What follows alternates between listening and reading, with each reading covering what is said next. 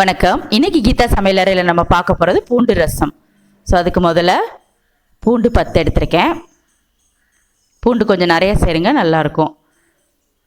So அடுத்து 1 spoon மிளகு, 1 spoon ஜீரகம்,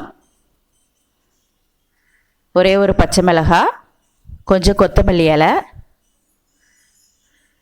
அடுத்து கடைசியாக கொஞ்சம் கருவேப்பிலை. ஸோ இதெல்லாம் சேர்த்து நல்லா கொரப்பாக அரைச்சி எடுத்து வச்சுக்கோங்க. தண்ணி ஊற்ற தேவையில்லை.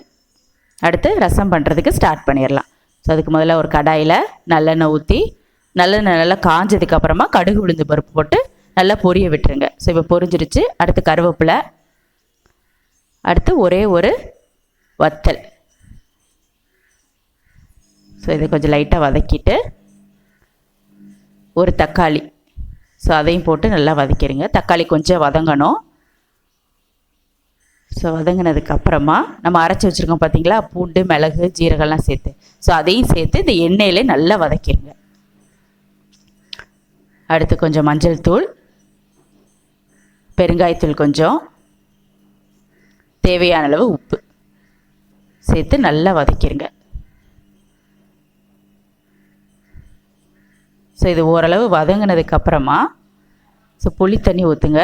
இது ஒரு லெமன் சைஸ் புளியை தண்ணியில் கரைச்சி எடுத்திருக்கேன். ஸோ அதையும் சேர்த்துக்கோங்க. இப்போ இந்த தண்ணி நல்லா கொதிக்கணும்.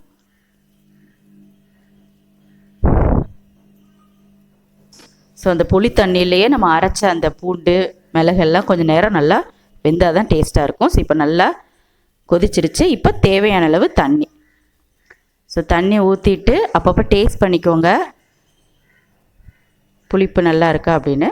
ஸோ இப்போ இதுவும் நல்லா கொதிச்சிருச்சு. இப்போ கொத்தமல்லி சேர்த்துருங்க. ஸோ ரசத்தை ரொம்ப கொதிக்க விடாதீங்க. ஸோ கண்டிப்பாக ட்ரை பண்ணி பாருங்கள். ட்ரை பண்ணி பார்த்துட்டு எப்படி வந்ததுங்கிறத கமெண்டில் ஷேர் பண்ணிக்கோங்க. தேங்க்யூ.